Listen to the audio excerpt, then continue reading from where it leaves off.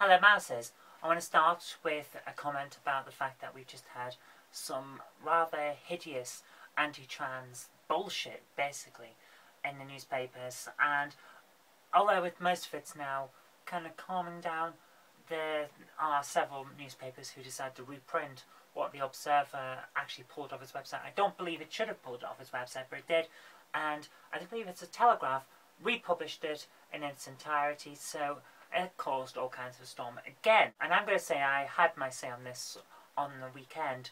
On Sunday I ripped apart the original piece, and I believe that I did a good job in showing up exactly what was wrong, and a lot of people seem to have agreed with what I said, and a lot of people have posted their own blogs ripping apart everything that was said. And with that, I'll leave that for now. There's a lot that still needs to be said and a lot that needs to be done, but I don't really want to give more space to a person who doesn't deserve it, so we're going to leave all of that nonsense aside for now. Let's look at the news on Tuesday.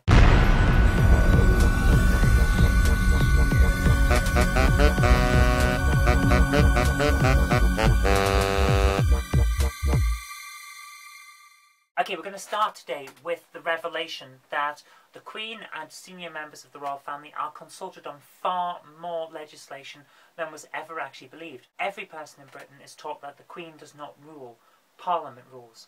Every lawyer is taught that Parliament is sovereign.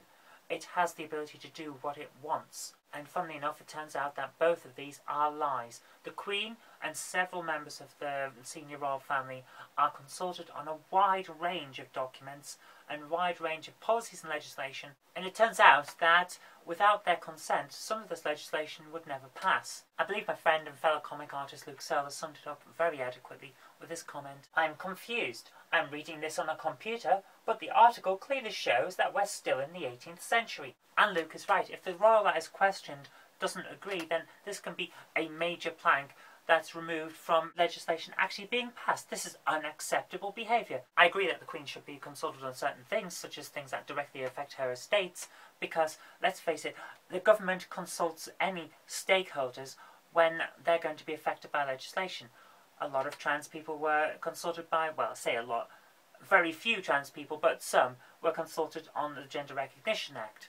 When changes to marriage came in, a lot of the gay activists were consulted, a lot of churches were consulted, and things like that. Stakeholders in legislation are often consulted because they have more expert opinions on the subject than the government may have. It gets ideas and then it goes with whatever it wants anyway, but that's beside the point. That's an argument for another day. But the fact is that people are consulted. But the Queen was consulted on whether we went to war. The Queen was consulted on whether civil marriages should be allowed. The Queen was consulted on a lot of things that had no actual relevance to her herself. There are some things where the Queen was consulted on whether the nation should have the power to go to war on the say of Parliament. She didn't like that idea. But that's not her problem. The Queen is a figurehead. She's supposed to be a figurehead. She's there for mainly ceremonial purposes because this is a constitutional monarchy.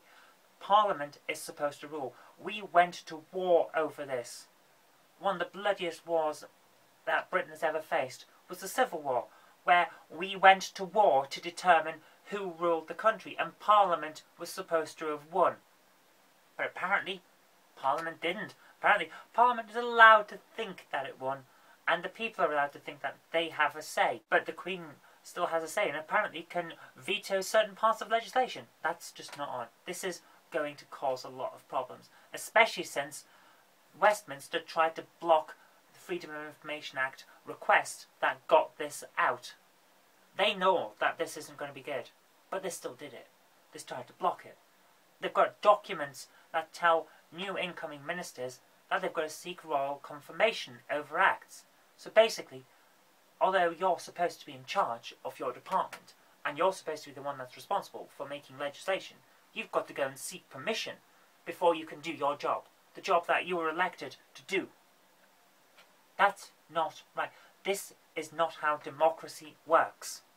And I'm very, very angry that this is still happening. Okay, let's move on to the other thing that I want to talk about. The important result from the European Court of Human Rights that has allowed a woman who used to wear a cross to work and was told by British Airways that she couldn't wear a cross anymore, despite the fact that it really wasn't affecting her job at all. It was just a small cross on her uniform.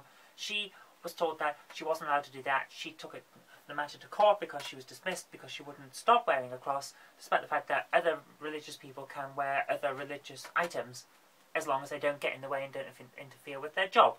But she wasn't allowed.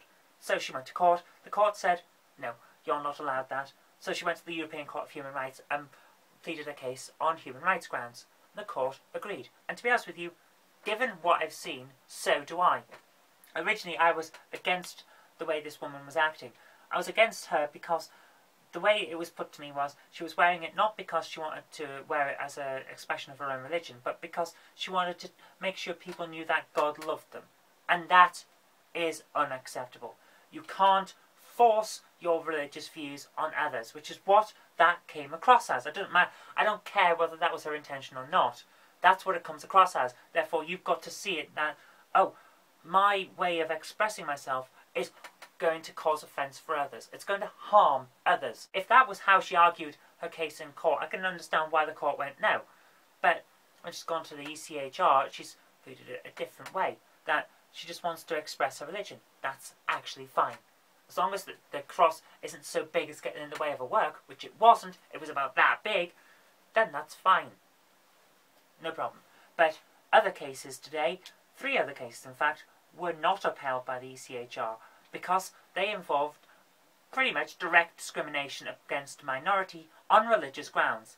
Guess what the ECHR has said about that? You can't use your views and your religion to oppress others.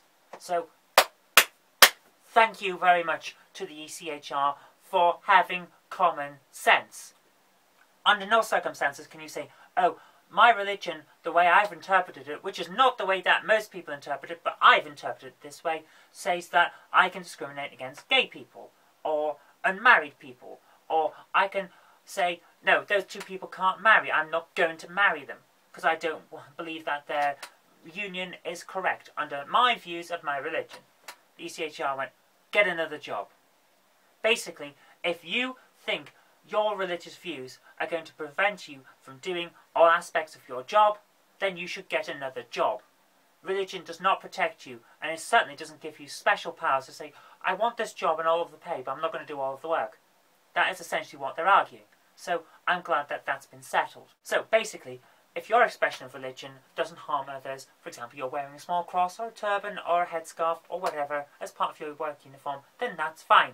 But the moment that you say that your religion should take precedence over you doing your job, the job that you are paid for, then no, you are not protected at that point.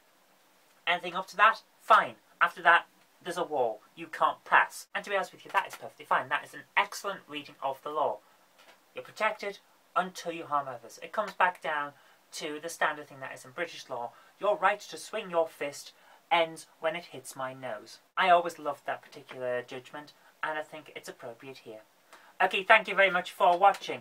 If you did like this, remember to click the like button, share it with your friends so that they can see what's been going on in the world as well, and subscribe for future videos.